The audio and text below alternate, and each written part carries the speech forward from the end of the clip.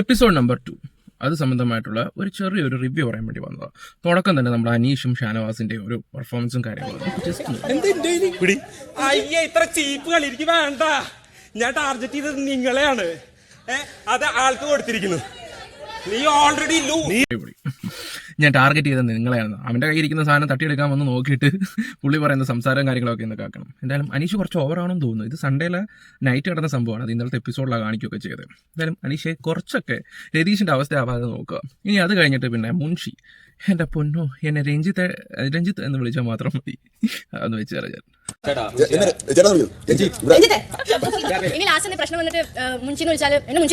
അത് ശരിയാ. കാരണം എന്ന് പറഞ്ഞാൽ മുൻഷിയുടെ സ്വഭാവമൊക്കെ വെച്ച് നോക്കുകയാണെങ്കിൽ കുറെയൊക്കെ കഴിയുമ്പോൾ രഞ്ജിത്തെ അല്ലെങ്കിൽ അതെ ഇത് മറ്റേത് മറിച്ചത് എന്നൊക്കെ പറയുവാണെങ്കിൽ അവസാനം പുള്ളി നൈസായിട്ട് അങ്ങ് പ്ലേറ്റ് തിരുത്താൻ പഠിക്കണം. പക്ഷേ ഈ വർഷത്തെ ഏറ്റവും വീക്കായിട്ട് ഒരു കണ്ടസ്റ്റന്റ് ആയിട്ട് മാത്രമേ ഞാൻ അദ്ദേഹത്തിനെ കൂട്ടത്തുള്ളൂ. കാരണം പ്രത്യേകിച്ച് പണിയും കാര്യങ്ങളൊന്നും പുള്ളി ചെയ്യുന്നൊന്നുമില്ല. പുള്ളിയുടെ വിചാരം ഓൾറെഡി കുറച്ച് ഫേമും കാര്യങ്ങളുണ്ട്, കുറച്ച് ദിവസം നിന്ന് പോവാം എന്നുള്ളൊരു തോന്നലാണെങ്കിൽ അത് ബിഗ് ബോസ് ഷോ ആണ്, ജനങ്ങൾ തീരുമാനിക്കണം. എനിക്ക് തോന്നുന്നില്ല പുള്ളിയുടെ കാര്യത്തിൽ ഇച്ചിരി ചാൻസ് കുറവാണ്. മേക്കപ്പ് റൂമിൽ ആരൊക്കെയോ കയറിയെന്നും പറഞ്ഞിട്ടുള്ളൊരു സംസാരവും കാര്യങ്ങളൊക്കെ നമ്മുടെ ബിഗ് ബോസ് വിളിച്ചിട്ട് പറഞ്ഞു അത് തെറ്റാണെന്ന് പറഞ്ഞപ്പോഴത്തേക്ക് നമ്മുടെ ചേച്ചിയുടെ പെർഫോമൻസ് കാണുന്നു. സാധനങ്ങൾ ഉപയോഗിക്കുന്നത് കണ്ടു. അതാരൊക്കെയായിരുന്നു? ഞാൻ ഓൾറെഡി പറഞ്ഞതാ എടുക്കണ്ടെന്ന്. നമ്മുടെ ആ അഡ്വക്കേറ്റ് ആണ് ശൈത്യ. എന്ത് കാര്യത്തിലും ഞാൻ പറഞ്ഞതെന്ന് പറയുകയും ചെയ്യും, എന്നിട്ട് ഓടിച്ചാടി കയറുകയും ചെയ്യും. എൻ്റെ പൊന്നു ഇന്നലെ കിട്ടിയ ഓട്ടം എന്ന് പറഞ്ഞാൽ 8-9 ഓട്ടാണ് പുള്ളിക്കാർക്ക് കിട്ടിയത്. പുള്ളിക്കും പക്ഷേ സപ്പോർട്ട് ഉണ്ട് കേട്ടോ. നല്ല PR വർക്ക് പുള്ളിക്ക് വേണ്ടി നടക്കുന്നുണ്ട്. അത് നമുക്ക് മനസ്സിലാവുന്നുണ്ട്. പ്രത്യേകിച്ച് വലിയ പണിയും കാര്യങ്ങളൊന്നും ഇല്ലെങ്കിൽ പോലും നല്ല PR നടക്കുന്നുണ്ട് ചേച്ചിക്ക് വേണ്ടി. മനസ്സിലാവുന്നുണ്ട്. മേ ബി അത് എടുക്കാൻ പറ്റത്തില്ലായിരിക്കും. ലൈക്ക് അത് ലോക്കാ, അതുകൊണ്ട് അത് എടുക്കണമെന്ന് പറഞ്ഞിട്ട് കൂടാണ്ട് എടുത്തതായിരുന്നു. അത് എടുക്കാൻ തുടങ്ങിയപ്പോൾ ഞാൻ പറഞ്ഞു മേബി അത് എടുക്കാൻ പറ്റത്തില്ല, യൂസ് ചെയ്യേണ്ടത്. അങ്ങനെ എണീറ്റ് നിന്ന് പറയുന്നുണ്ടെങ്കിൽ അങ്ങനെ ഒരു കാര്യം എടുത്ത് ഉപയോഗിക്കാൻ പാടില്ലായിരുന്നു. ശൈത്യം ഉപയോഗിക്കായിരുന്നു. ഉപയോഗിച്ച് കഴിയും ചെയ്തു. എന്നിട്ട് വലിയ വീരവാദം പറയുന്നു. അത് അനീഷ് പറഞ്ഞാലും കാര്യമുണ്ട്. ഓരോരോ ഈ പെണ്ണുങ്ങളുടെ സ്ഥിരം നമ്പർ പരിപാടിയാക്കിയ എല്ലാ കാര്യത്തിലും കയറി ഇടപെട്ടും അഭിപ്രായം പറഞ്ഞു കഴിഞ്ഞിട്ട് എന്തെങ്കിലും മിസ്റ്റേക്ക് പറ്റി അയ്യോ ചേട്ടാ സോറി, അയ്യോ അത് അങ്ങനല്ല അത് ഇങ്ങനല്ല എന്ന് പറഞ്ഞ് വളച്ചൊടിക്കുന്ന കുറേ ടീംസ് ഉണ്ട്. പിന്നെ ഒരു കാര്യം പറയും, അനീഷ് പിന്നെ എവിടെയും കയറിയാണെങ്കിൽ ഇതുപോലുള്ള കാര്യങ്ങൾ ഒരു വളവളാണെങ്കിലും പുള്ളി ഉള്ള കാര്യം തുറന്നു പറയുന്നുണ്ട്. പക്ഷെ അതുപോലെ തന്നെ ഹേറ്റേഴ്സും കയറി വരുന്നുണ്ട്. എനിക്ക് അനീഷിൻ്റെ കാര്യത്തിൽ വലിയ ഹോപ്പ് ഇല്ല. പക്ഷേ അവിടെ ഇവിടെ എന്തൊക്കെയോ ഒരു കിട്ടി പോയപ്പോൾ എന്ന് പറഞ്ഞൊരു അവസ്ഥ എനിക്ക് അനീഷിൻ്റെ ഇപ്പോഴത്തെ. ഇപ്പോഴാണ് ഈ ക്യാപ്റ്റൻസി ടാസ്കിൻ്റെ ഒരു സംഭവം വരുന്നത്. നമ്മുടെ ഷേവിംഗ് ഫോമും പേപ്പർ പ്ലേറ്റും എന്നും പറയുന്ന ഒരു സംഭവം. നമ്മുടെ അപ്പാണി രവിയാണ് ഇതിനെക്കുറിച്ച് സംസാരിക്കുകയൊക്കെ ചെയ്യുന്നത്. ഓക്കെ, അപ്പം അത് ശരിക്കും ഈ 7ന്റെ പണി എന്ന് പറഞ്ഞാൽ ആ ഒരു ഇത് നമ്മൾ എന്ത് കാര്യങ്ങളും സംസാരിക്കണമെങ്കിലും ഒന്ന് ആലോചിച്ച് നോക്കുന്നത് നല്ലതായിരിക്കും. അപ്പോൾ ഇതിനകത്ത് പറയുന്നത് എന്താണെന്ന് വെച്ചാൽ പിന്നാവാൻ യോഗ്യതയില്ലാത്തവർക്ക് ഈ പറയുന്ന ഫോമൊക്കെ മുഖത്ത് വെക്കുക, ഇതൊക്കെയാണ് പറയുകയൊക്കെ ചെയ്യുന്നത്. അപ്പോൾ എല്ലാവരും ആരെയാണ് ടാർഗറ്റ് ചെയ്യുന്നത്? നമ്മുടെ അനീഷിനെയാണ് ടാർഗറ്റ് ചെയ്യുന്നത്. ഓക്കെ, അത് അവസാനം എനിക്ക് ഏറ്റവും കൂടുതൽ ചിരി വന്നത് നമ്മുടെ സാരികയുടെ ആങ്കർ ശാരിക. എൻ്റെ പൊന്നോ, പുള്ളിയൊക്കെയാണ് ആദ്യം പണി കൊടുക്കുന്നത്. ഫോമും പേപ്പർ പ്ലേറ്റും ഇത് ശാരിക ഇരിക്കണോ എഴുന്നേക്കണോ ബിഗ് ബോസ്? ശാരിക നിങ്ങളിത് അർഹിക്കുന്നു. നമ്മുടെ ശാരിക ചേച്ചിയാണ്. ശാരിക ചേച്ചി ഈ ആങ്കർ പരിപാടി നടത്തുന്നുള്ളൂ. ഈ ഇടയ്ക്ക് ഈ പറഞ്ഞ രേണുവിനോട് കുറേ ചോദ്യങ്ങളൊക്കെ ചോദിച്ചു. ഇടയ്ക്ക് ശാരിക ഒന്ന് ഏറിപ്പോയതാണ്. ഇങ്ങനെയാണ് ഒരു പാമ്പ് പിടിച്ച് പെണ്ണോട് ചോദിക്കുന്നതൊക്കെ പറഞ്ഞ ഇടയ്ക്ക് ശ്രീകണ്ഠനൊരു സപ്പോർട്ട് കയറിയിട്ടുണ്ടായിരുന്നു. ശാരിക അത് പ്ലാൻ ചെയ്തതാണ്. ഈ ഷോയിലും വന്ന് പറയുന്നുണ്ട്.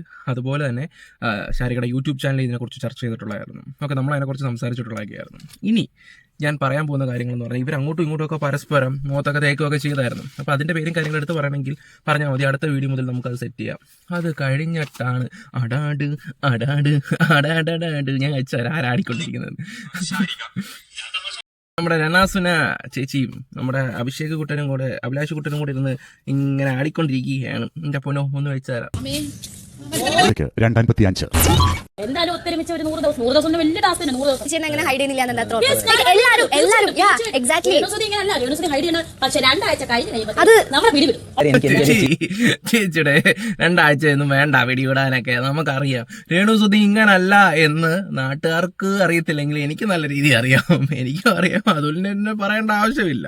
ഓക്കെ, ഇതൊന്നുമല്ല ചേച്ചി, ഇന്ന് നമുക്കറിയാം. ചേച്ചിയുടെ നാട് ആടിക്കൊണ്ട് അവിടെ ഇരുന്ന് പൊള്ളി എന്നുള്ളതൊക്കെ പുറത്ത് വരട്ടെ. ചേച്ചി അങ്ങോട്ട് വരട്ടെ.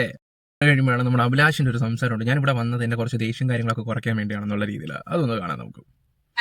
ചീത്തപ്പേരുള്ളത് മാറ്റിയെടുക്കാൻ വേണ്ടി കൂടെയാണ് എന്റെ ഒരു ദേഷ്യം കൺട്രോൾ ചെയ്യാന്നുള്ളൊരു വലിയൊരു ഇത് കഴിയുമ്പോൾ ഉള്ള പുകലും കാര്യങ്ങളൊക്കെ ഒന്ന് കാണണം.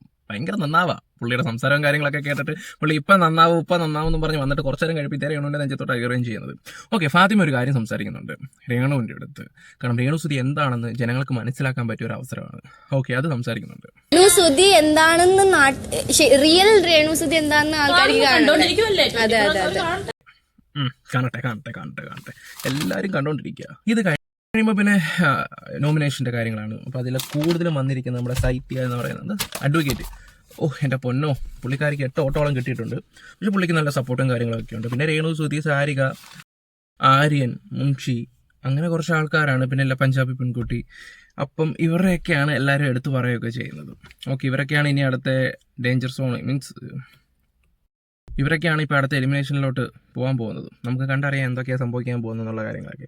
അത് കഴിഞ്ഞിട്ടാണ് ചേച്ചിയുടെ വഴക്കും കാര്യങ്ങളൊക്കെ. അതിനെക്കുറിച്ച് ജസ്റ്റ് ഒന്ന് സംസാരിക്കാം. പഞ്ചാബി കുട്ടി പുള്ളിക്കാരി കുറച്ച് മോഡേണും കാര്യങ്ങളൊക്കെ ആണല്ലോ.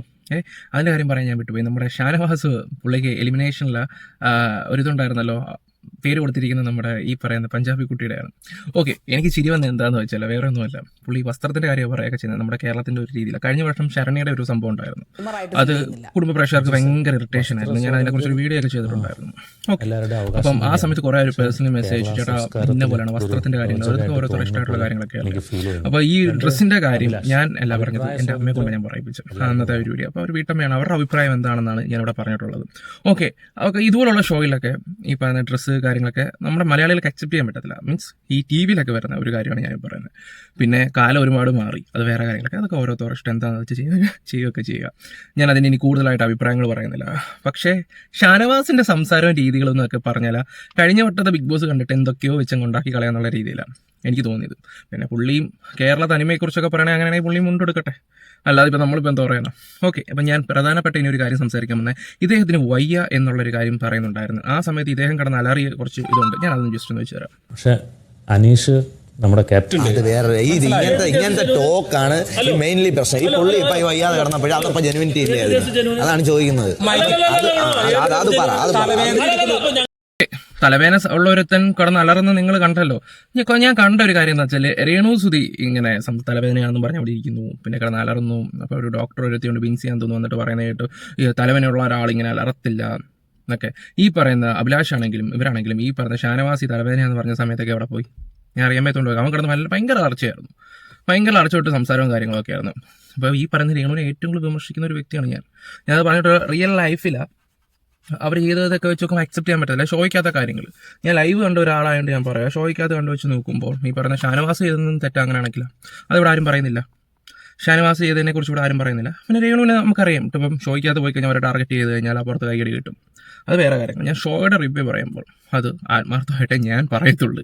കാരണം ചില അവന്മാരൊക്കെ റിവ്യൂ ചെയ്യുന്ന എനിക്ക് നല്ല രീതി അറിയാം, അതുകൊണ്ട് ഞാൻ പറഞ്ഞതേ ഉള്ളൂ. ഓക്കെ, എന്തായാലും നമുക്ക് രേണു ചേച്ചിയുടെ അടുത്തോട്ട് പോകുന്നത് നമുക്കൊന്ന് കാണാം. തലവേദന കാണിച്ചുകൊണ്ട് അവിടെ കാണുന്നു. ഇപ്പം അതെ ഒരു കുരുവില്ല ആക്റ്റീവായിട്ട്. ഇവിടെയാണ് നമ്മൾ ബാക്കിയുള്ളവർക്ക് പ്രശ്നമില്ല അല്ലേ ചേർത്തെ. ഞാൻ പറയുന്നത് എന്താ തെറ്റാണ്. ഓക്കെ, ശരത്തിനെ കൂട്ടി പിടിച്ചുകൊണ്ട് ചെന്നതാ, പക്ഷേ ഇവർക്ക് നല്ല ഹേറ്റേഴ്സ് കയറിയിട്ടുണ്ട്. സീരിയസ് ആയിട്ട് പറഞ്ഞാൽ അത് ഭയങ്കര ഒരു പ്രശ്നമായിട്ട് വരും. അത് ഇപ്പം രേണുവിൻ്റെ ഗ്രാഫ് കൂടി. ഇന്ന് ഇത് വെച്ച് നോക്കുകയാണെങ്കിൽ രേണുവിൻ്റെ ഗ്രാഫ് ശരിക്കും കൂടിയിട്ടുണ്ട്. ഹേറ്റേഴ്സ് പോലും സപ്പോർട്ട് ചെയ്യുന്ന ഒരു രീതിയിലോട്ട് പോയിട്ടുണ്ട് കാര്യങ്ങൾ. എടാ മണ്ടന്മാരെ, നീയൊക്കെ ഏറ്റവും വലിയൊരു എക്സാമ്പിൾ എന്താണെന്ന് വെച്ചാൽ അഖിൽമാരാറി 99.99 ഒരു സപ്പോർട്ടും ഇല്ലാതെ ഈ നാറി എങ്ങനെയെങ്കിലും ഇറങ്ങിപ്പോയെന്ന് പറയുന്ന ടീംസ് ഉണ്ടായിരുന്നു. ഞാൻ ഉൾപ്പെടെ വെറുതെ ഒരു ഇതായിരുന്നു, എങ്ങനെയെങ്കിലും ഫസ്റ്റ് വീക്കിൽ പോകണമെന്നും പറഞ്ഞു. പക്ഷെ ആ മാരാറിനെ അവസാനം വരെ സപ്പോർട്ട് ചെയ്ത് ഒരു 50 കഴിഞ്ഞപ്പോൾ തൊട്ട് ഞാൻ ഭയങ്കര സപ്പോർട്ടായിരുന്നു. അവിടെ കിടന്നു. ഇപ്പം കാണുന്നു ഒരു ഗുരുവില്ല. ഇതാണ് ആൾക്കാരെ കൊണ്ട് പറയിപ്പിക്കാന്ന് പറയുന്നത്. ഇത് ഞാൻ കൊടുക്കട്ടെ, അവൻ പറഞ്ഞിട്ട്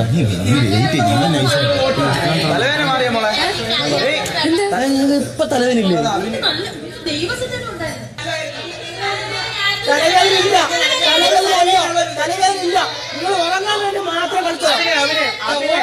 ഒന്നുമില്ല, ആ ഒരു സംസാരത്തിൽ തന്നെ നമുക്ക് മനസ്സിലാക്കാൻ പറ്റും. വെറുതെ എന്ന് വെച്ചാൽ വെറുതെ വഴക്കുണ്ടാക്കണമെന്ന് പറഞ്ഞിട്ട് പോയൊരു വ്യക്തിയാണ്. കുറച്ച് മുമ്പ് എന്തോ പുള്ളി പറഞ്ഞത്, എനിക്ക് എൻ്റെ അവിടെ ദേഷ്യം കുറയ്ക്കണം, അത് ചെയ്യാൻ വേണ്ടി വന്നതെന്ന് പറഞ്ഞ ആ ഒരു പുള്ളി സത്യം പറയില്ല. ഇതൊക്കെ രേണുവിനെ 4 പറയുന്ന കാണാൻ ആ കൈയടിക്കാൻ ഒരുപാട് ആൾക്കാരുണ്ട്.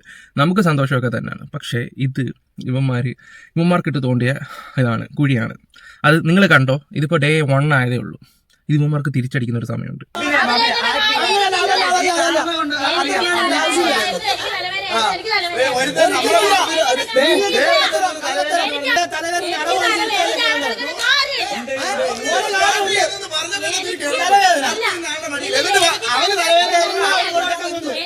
ഓക്കെ അപ്പം വഴക്ക് നല്ല രീതിയായിട്ടുണ്ട്. അപ്പം ഞാൻ പറയാൻ വന്ന ഒരു കാര്യം എന്താണെന്ന് വെച്ചാൽ അതിൻ്റെ ഇടയ്ക്ക് അനുമോള് വന്നിട്ട് മൈ കുയി എന്നൊക്കെ വിളിച്ചിട്ടുണ്ടായിരുന്നു. എൻ്റെ അനുമോളെ ഞാൻ ഇന്നലെ വീഡിയോയിൽ അത് ഇങ്ങനെ ചിരിച്ച് പറഞ്ഞെങ്കിലും ഈ പറയുന്ന സുധിയുടെ കൂടെ വർക്ക് ചെയ്ത ഒരു വ്യക്തിയാണല്ലോ അനുമോള്, അവസരം മുതലാക്കിയാണെന്നൊക്കെ ഞാൻ ഇന്നലെ പറഞ്ഞത്. ഒരു ഷോയിൽ വന്നിട്ട് മൈ തൈ കുയി എന്നൊക്കെ പറയുമ്പോൾ എൻ്റെ അനുമോളെ ഞാനൊരു കാര്യം പറയാം, ഈ ഇനോഗ്രേഷനൊക്കെ പോയി നല്ല പക്വതയോടെ നിൽക്കുന്ന ഒരു കുട്ടി ആൾക്കാരെയൊക്കെ കാണുമ്പോൾ ഭയങ്കര ഒരു ചിരിയൊക്കെ ചിരിച്ച് നിൽക്കുന്ന നിങ്ങളൊന്ന് ആലോചിക്കണം. ഇത് ഷോയാണ്, ലൈവാണ്, ആൾക്കാരൊക്കെ കാണുന്നത് ഈ മൈയും കുയും തൈയും ഒക്കെ പറയുമ്പോൾ നിങ്ങളുടെ ഇതിൽ ബാധിക്കുന്നതായിരിക്കും. ഓക്കെ, എന്തായാലും ഒരു പബ്ലിക് പ്ലാറ്റ്ഫോമിൽ വന്നിട്ട് ഇന്നലെ രേണു സുധി ഈ പറയുന്ന പോലെ തുപ്പിയപ്പോൾ നമ്മളെല്ലാം വിമർശിച്ചതാണ്. അപ്പോൾ അവിടെ വന്നിട്ട് ഇതുപോലൊക്കെ സംസാരിക്കുമ്പോൾ എനിക്ക് വലിയ യോജിപ്പും കാര്യങ്ങളൊന്നുമില്ല. മൊത്തത്തിൽ ഇന്നലത്തെ ആ ഒരു എപ്പിസോഡ് കൊണ്ട് ഉള്ളത് തുറന്നു പറഞ്ഞാൽ ഇവന്മാര് ഹേറ്റേഴ്സിനെ വാങ്ങിക്കൂട്ടി എന്ന് തന്നെ പറയാം. ആര് വാങ്ങിക്കൂട്ടി? ഈ പറയുന്ന അപ്പാണിയാണെങ്കിലും അഭിലാഷാണെങ്കിലും. ഞാൻ എൻ്റെ ഒരു അഭിപ്രായം പറഞ്ഞത്, കാരണം ഒരുപാട് ആൾക്കാർക്ക് നെഗറ്റീവായിട്ടുണ്ടായിരുന്നു ആ ഒരു കാര്യം. രേണുവിന് സപ്പോർട്ടായിട്ടും പോയിട്ടുണ്ട്. ഓക്കെ, ഇതാണ് എൻ്റെ ഇന്നത്തെ ഒരു റിവ്യൂ. ഞാൻ എൻ്റെ അഭിപ്രായം പറഞ്ഞു, നിങ്ങളുടെ അഭിപ്രായങ്ങളും പറയാം. ഓക്കെ, പിന്നെ ഞാൻ ഒരിക്കലും രേണുവിനെ ഭയങ്കര ഇഷ്ടപ്പെടുന്ന ഒരു വ്യക്തിയോ ഈ പറയുന്നതൊന്നുമല്ല, കാരണം ഞങ്ങൾ ഒരുപാട് അനുഭവിച്ചിട്ടുണ്ട്, അതൊക്കെ മറക്കാനും പറ്റത്തില്ല. പിന്നെ നമ്മളൊരു റിവ്യൂ പറയുമ്പോൾ, ഒരു ഷോയുടെ പറയുമ്പോൾ അതിന് നേരെയാണെങ്കിൽ അതിൻ്റെ ഇടയ്ക്ക് വൈരാഗ്യം കേട്ടരുത്, എനിക്ക് എന്നോട് യോജിപ്പില്ല. ഓക്കെ, അപ്പോൾ നമ്മുടെ വീഡിയോസ് ഇഷ്ടപ്പെടുവാണെങ്കിൽ ലൈക്കും ഷെയറും സബ്ബൊക്കെ ചെയ്യാം. കുറച്ച് ഫണ്ണായിട്ട് സംസാരിക്കണമെങ്കിൽ അങ്ങനെ വേണമെങ്കിൽ എനിക്ക് പ്രസൻറ്റ് ചെയ്യാനൊക്കെ അറിയാം. അതൊക്കെ നിങ്ങൾ പറയുന്ന പോലെ എങ്ങനെയാണെന്ന് വെച്ചാൽ നമുക്ക് ചെയ്യാം, അതിനൊന്നും ഒരു കുഴപ്പമൊന്നുമില്ല. ശ്രമിച്ചാൽ പറ്റാത്ത കാര്യങ്ങളൊന്നും ഇല്ലല്ലോ. Bye, love you all.